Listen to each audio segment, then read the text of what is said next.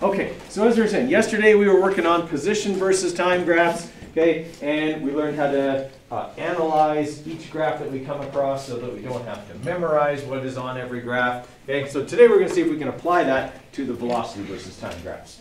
Okay, again, we're not going to learn anything new that you didn't learn in Science 10 about velocity versus time graphs. We're just going to approach it from a different perspective, per se. Okay, so what can I read off of a velocity versus time graph? Velocity and time. Velocity and time, okay? And can I tell what type of motion is occurring based on the shape of the graph? Yes. Okay, so if I have a graph, a velocity versus time graph, that is, let's say, angled, okay? What does that mean the object is doing? Accelerating. It is accelerating, okay? That means that its velocity is changing over time. Okay? If it's curved, is it also accelerating? Yes. Yeah, it is, just not uniformly. Right? It would be increasing its rate of acceleration all of the time. It's not something we deal with. Okay? We're not going to have any curved velocity versus time graphs, okay? That we would have to do any mathematical analysis of, but as long as we can recognize that it would still mean that the velocity is changing, we would be good there. Right? Now, we can calculate a lot more things off of a velocity versus time graph simply because there are parts of it that actually represent things, whereas on a position versus time graph, there were things we could calculate, but they didn't really represent anything. Okay, so we're going to have a look at that today as well.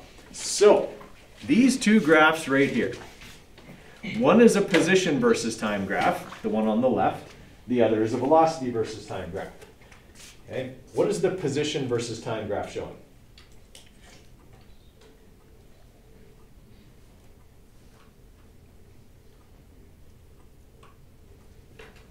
Something accelerating. An object moving forward at the same rate, or? Right, an object moving forward at a constant velocity.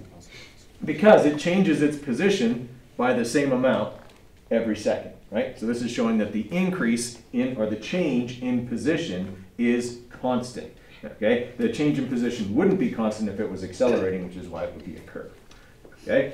Now, on the right is a velocity versus time graph. What does it show? Something moving at a constant rate. Exactly. These two things are showing the same type of motion, yes? Are they showing exactly the same motion? They are, okay? And we can prove it, all right? If we look at this position versus time graph, we learned yesterday that we can if we calculate the slope of this graph is going to represent the change in position as a function of time. In other words, the velocity of the object, right? So if I do that and say, okay, I don't want the big fat marker. Okay, m equals y minus b over x, and I plug those numbers in, I'm going to make y 1400. Okay, I'm going to make v 100 because that's where it intersects the y-axis. Okay, and then the time is going to be 5 seconds. That's going to be 1300 over 5, which is what, 260? I think.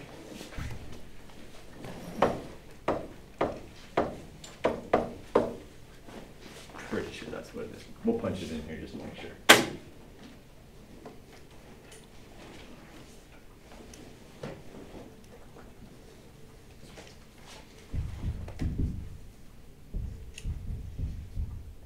Oh, yeah, 5. Okay, that's right, yeah.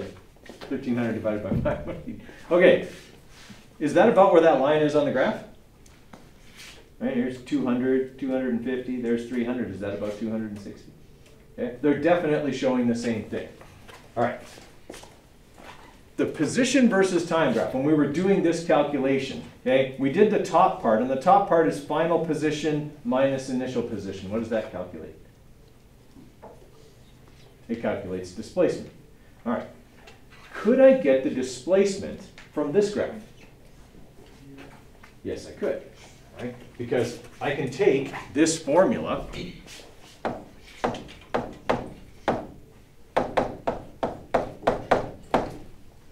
and use it here.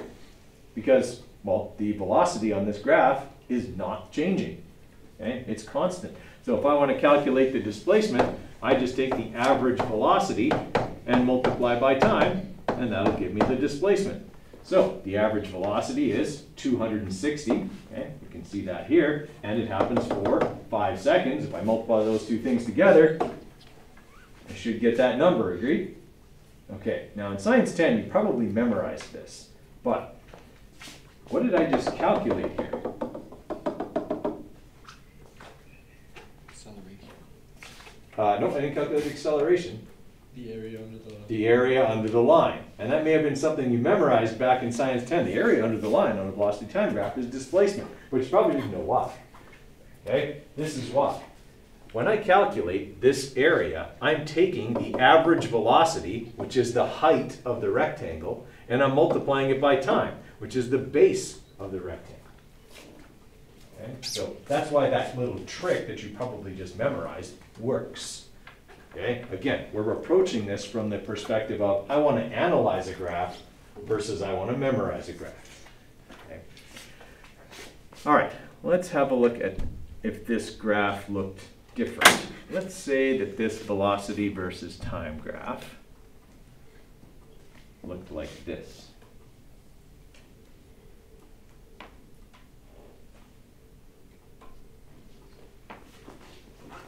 Now what's that object doing? That object is accelerating.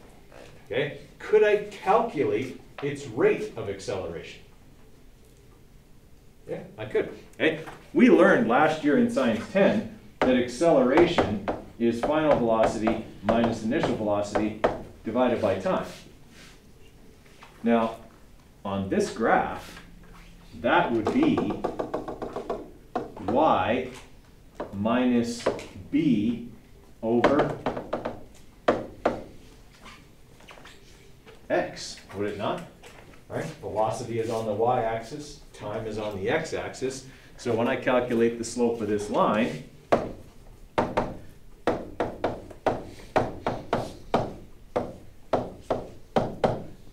I should get the acceleration of the object. Everybody okay with that? Right? Again, I don't have to memorize it. I can analyze it. I can figure out what is the slope of this line going to represent by looking at what I would be plugging into the formula. Okay? If it looks like a formula on my formula sheet, then I know that's what I'm calculating. Okay? All right, so we would have 300 over 5, which should be 60, right?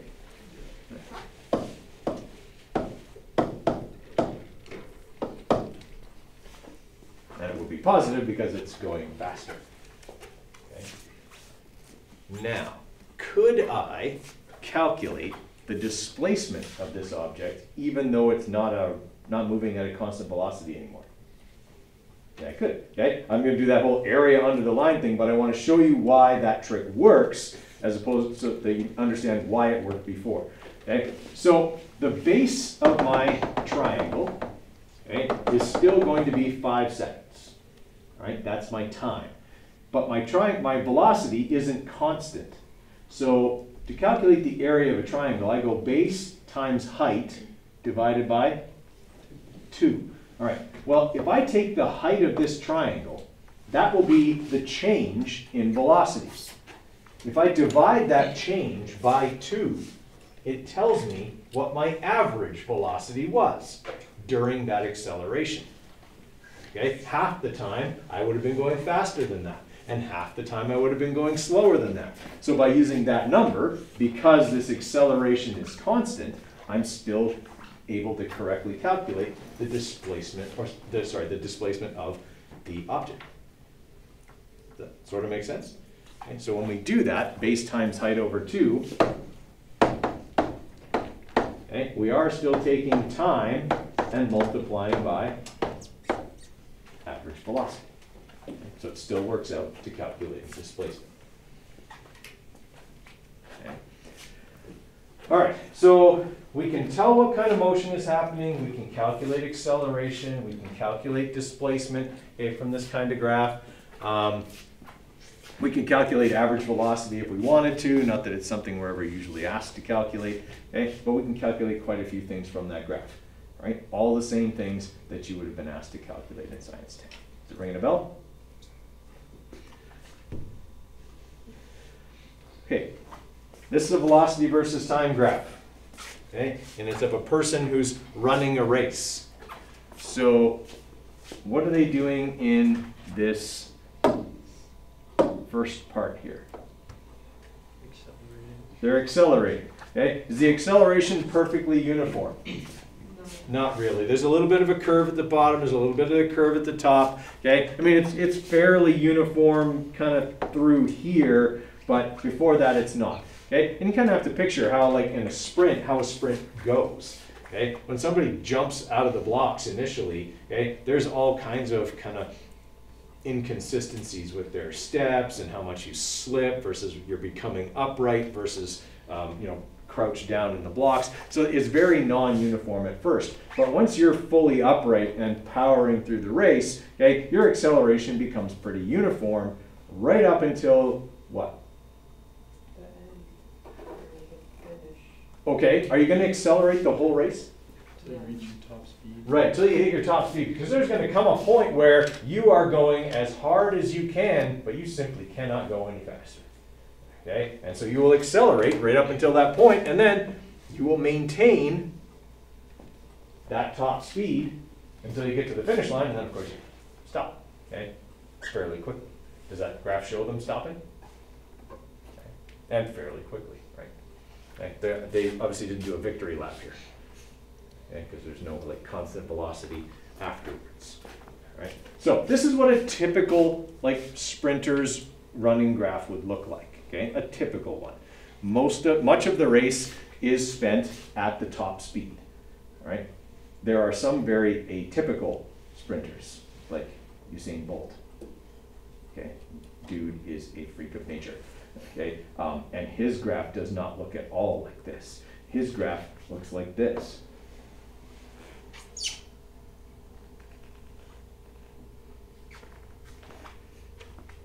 He is one of the slowest accelerating sprinters who has ever won a medal. Okay? If you ever watch one of his races, he's almost always one of the last ones out of the blocks. He's almost always behind everybody at the start, which has to be frightening for everybody else, because you know that you hear his footsteps and that they're going to get closer throughout the race. Okay? Because the guy's top speed is blindingly fast.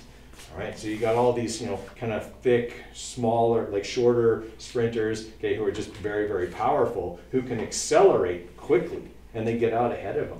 But he reels everybody in by the end. It's actually why the 200 is his better race, because he can run at that blinding top speed for 150 meters. Whereas in the 100 meters, he accelerates for the first 65 to 70 meters before he gets to his top speed. Okay? And then just that top speed is crazy. Okay? It's like 17 meters per second. And it's crazy to think how far he goes in 1 second. 17 meters is like from this wall to the other side of the lab. Okay? It's crazy far, right, in 1 second.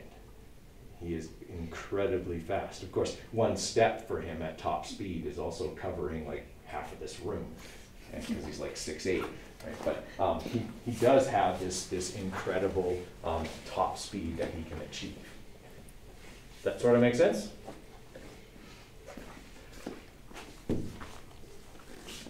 All right, so for velocity versus time graphs, things to remember, okay? Obviously, the vertical value of any point on the graph represents the object's velocity, because it's a velocity time graph. Horizontal would represent the time. And as we said before, and I don't want you to memorize this, but it is something we talked about, the area under the line on the velocity versus time graph does represent the displacement. Now, we did a pretty easy one. It was a single triangle. Could you get a graph that had many different shapes?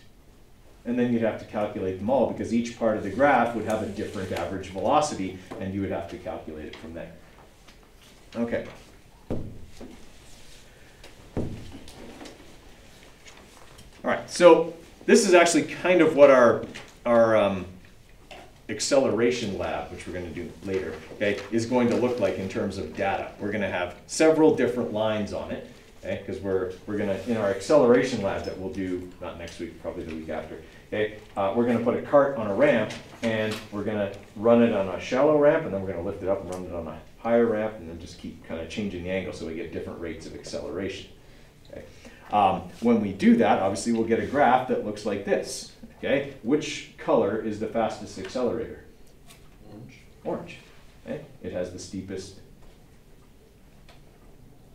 slope, right? And we already know, because we just went over this, okay, that slope represents the acceleration of the object. Okay? All right, if I wanted to calculate the displacement for the orange line, how many shapes am I going to have to calculate the area of? 1, 2. Does it start at the origin? No. No. Okay, what that means then is that for this one, for the orange line,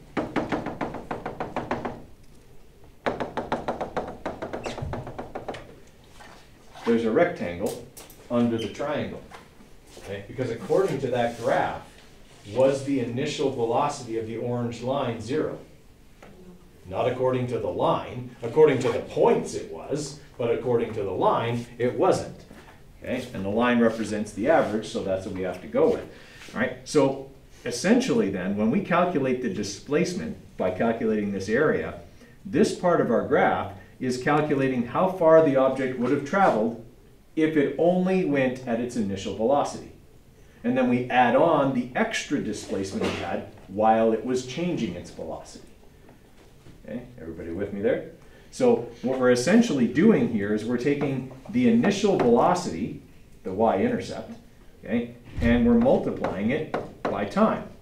Base times height. Okay? Then this part is going to be the displacement while accelerating. Okay? And that's essentially going to be, well, base times height divided by 2. Here's the trick though. Do I know what the value is here at this spot on the line? I don't have a point there, do I? I have a point near it, but I can't use that point because it's not on the line. So how could I calculate the height of this triangle?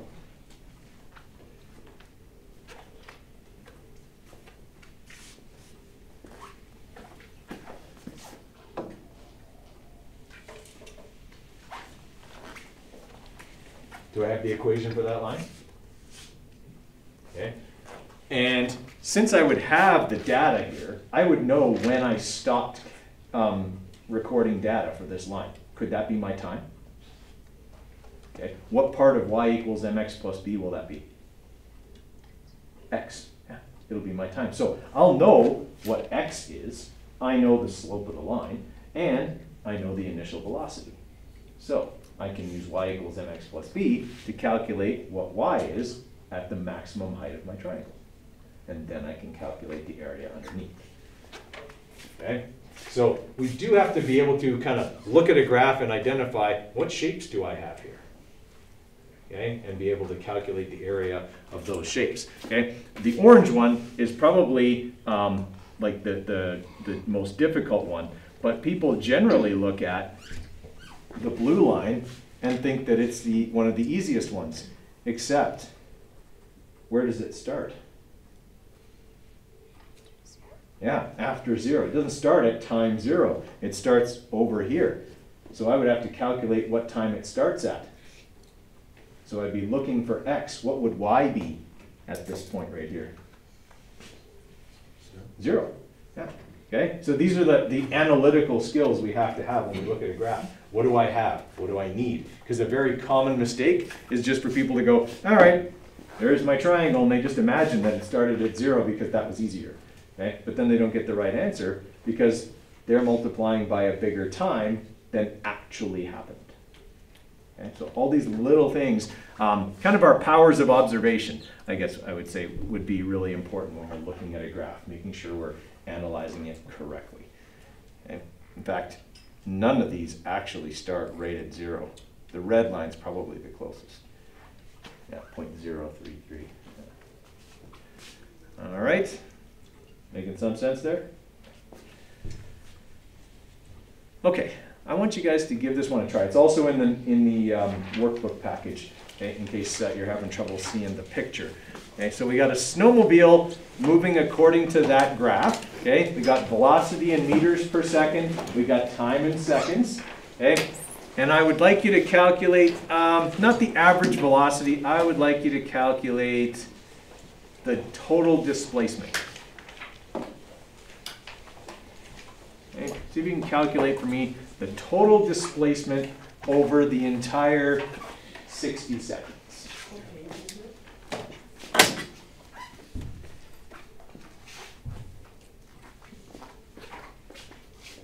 5?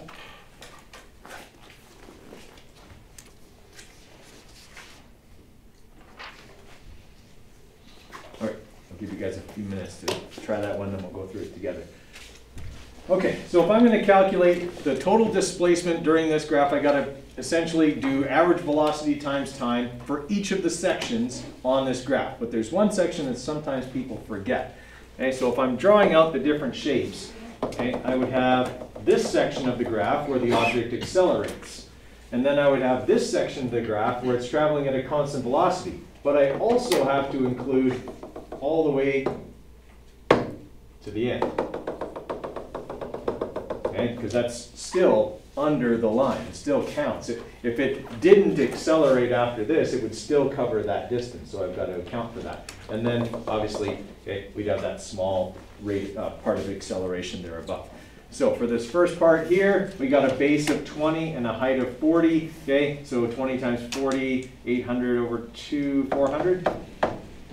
Okay, and then we've got 40 times 40. So that would be 1,600.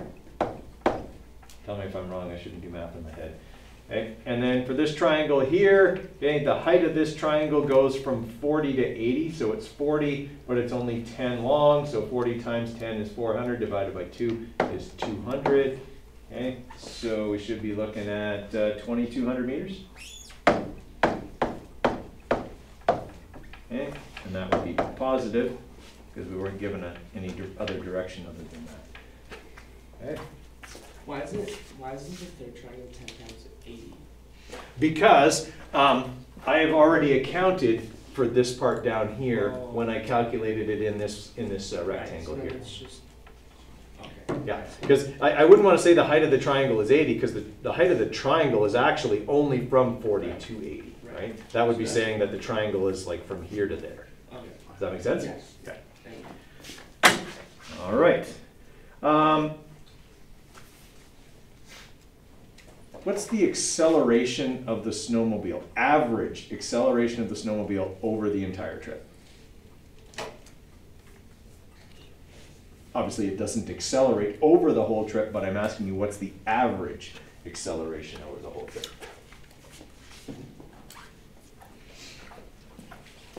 You might need a formula you learned last year that is currently on your formula sheet.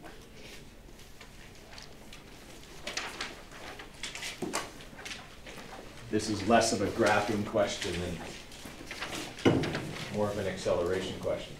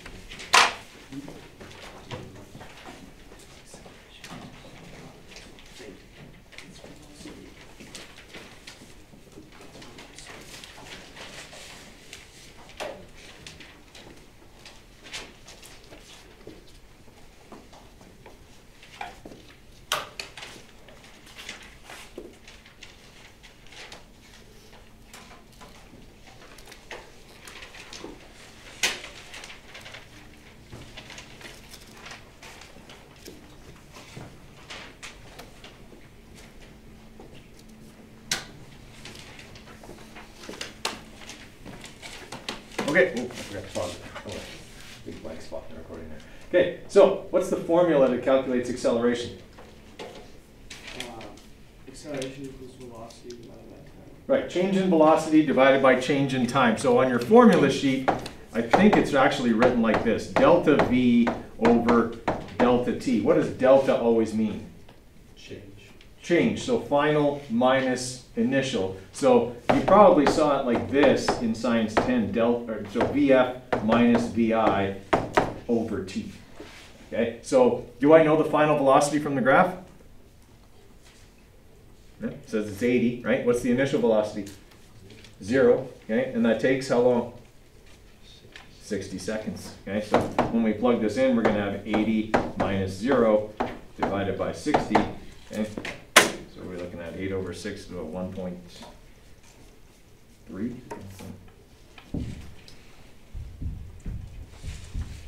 Yeah.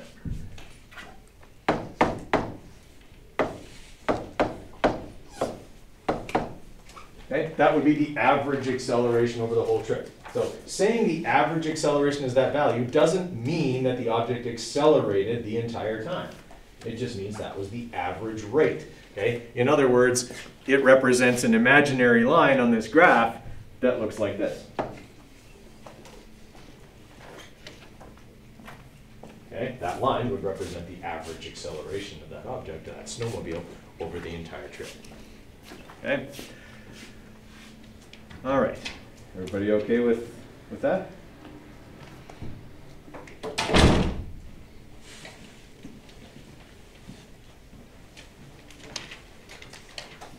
Okay. Yeah, that's good.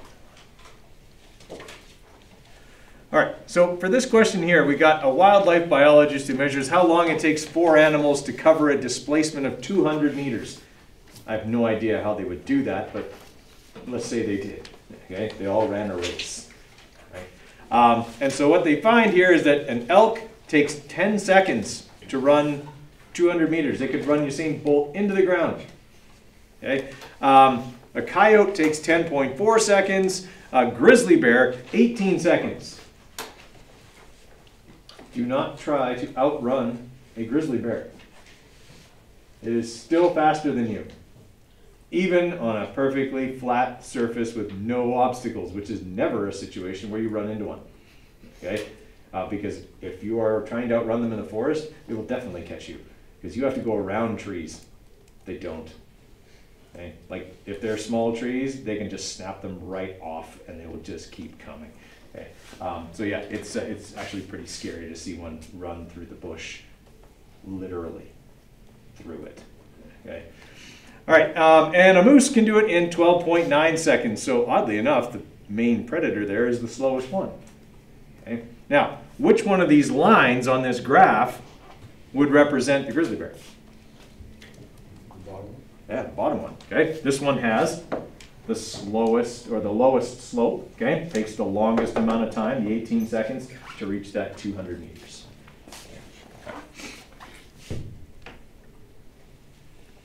Okay, got a position versus time graph that's curving. What is that object doing? Okay, it's accelerating, but is it going faster or slower? It's going slower. Yeah, okay, because that line is getting closer and closer to flat. Okay, so remember, slope represents velocity. So if the slope is constantly getting smaller and smaller, okay, it means that we're going slower and slower. Right? So this is something you'll probably learn if you take calculus. It was the only thing I understood in calculus. It was like the first day, and then after that I understood nothing. Okay, but to a mathematician, a curved line like this is actually an infinitely large number of infinitely small straight lines that have their angle change slightly when they connect. Okay, it would be like what you would see if you were watching like something on YouTube at really low resolution. You can see all the what? You can see all the pixels, okay? Because a computer can be on or off, right? It's zeros and ones, so the pixels are either on or off. If the pixels are really big, you can see them. If the pixels are really, really small, you can't. This curve is literally like that, okay? There's lots of little, small, straight lines that are too small for us to see, but they're there. Okay? And so what's happening is the slope of them is getting steadily smaller, okay, until they're flat.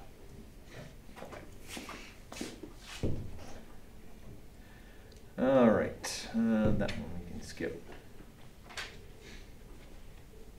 I'm gonna get to the really good one. There it is. Okay, so in this example, we got a bird that starts flying south. Okay, so here at time 0, the bird is flying south. Okay, and I would like you guys, using that graph, to answer those 3 questions. I'll give you a couple of minutes, because we have a couple of minutes, okay? And then we're gonna go through it. So there's not really, like, there's a little bit of calculating for B, but not much, What okay? page is it on? What's that? What page is it? This one isn't in your book, it's just on here.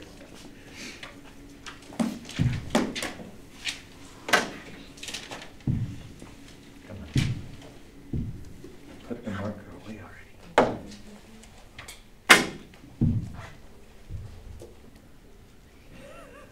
Put the marker away.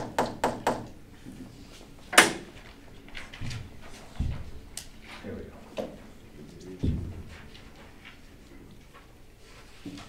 All right, that's about as big as I can make it.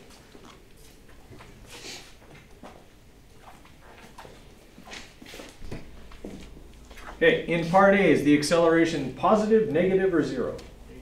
It's negative. It's speeding up in a negative direction. What about B? It's 0, yeah. Its velocity is constant for part B. And part C? Negative. Part D? 0. Part E? 0? Nope, plus. Part E, it's positive. Yeah, it's speeding up in a positive direction, right? Okay, and in part F? 0, right? Because the slope of the line is acceleration. So anywhere where there's no slope, the slope is 0. Okay, so value of the acceleration where it is not 0 is simply doing this and now you're gonna do that. Okay, is doing this calculation a whole bunch of times. Okay, A equals VF minus VI over T. So for this one, it would be 4 minus 2 over 1. Okay, and then for C, it would be 6 minus 4 over 1. Okay, and then for E, it would be positive 6 minus negative 6 over 2. Okay, and so on. Everyone all right with that? Okay. Part C. When does the bird change direction?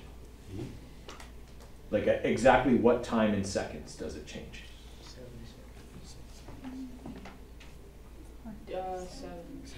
Okay, that everybody's gut instinct is to say 7, because that's when we see the line become a positive slope now. But remember, this graph is showing me how fast and in what direction the bird is traveling. This line is got a negative value until it gets to there. Okay, which means the bird is traveling backwards until that point. And then after that, it's traveling forwards. It's accelerating forwards all of section E, which means for a while it's slowing down and then speeding up, but it changes direction at 8.5 seconds. Okay? It would be like if this happened. If somebody strung a bungee cord right across the room here and I went running at it. Okay? As soon as I hit that bungee cord, I start to what? Yeah, I'm accelerating this way. Okay, as soon as I hit the bungee cord, I'm accelerating backwards. I'm still moving forwards, but I'm accelerating backwards until eventually I stop and then the bungee cord does what? Shoots me back the other way. Okay? My acceleration is the same the entire time, which is why the line has a constant slope. But my direction changes at the moment I stop moving forward and start moving backward. Okay? The same is true if I throw something up in the air. Right? As soon as it leaves my hand, its acceleration is down, but it's still moving up. Okay? And then it changes direction at the very top, starts coming down. Still accelerating down. The acceleration hasn't changed, just the direction of travel. There has never been a unit exam that did not have a graph like this on it with that question. Oops, that was out loud. Sometimes I get confused with my inside my head voice. Okay? Not really. All right, does that make sense to everybody? Okay, that's one of those, again, graphical analytical skills. And being able to see that, because that's a tricky one, right? Like I kind of set you all up, because everybody wants to say 7, because it's a natural reaction. You see the line change at 7 seconds. All right, we're at 9:26. We will call it there. For Monday, make sure you have that SparkView app on your phone, okay? So that we can do the lab on Monday. We'll have your Chromebooks and we'll do our first lab report, all that kind of good stuff on Monday. Well, no, you're going to work with a group, but your lab report is your own.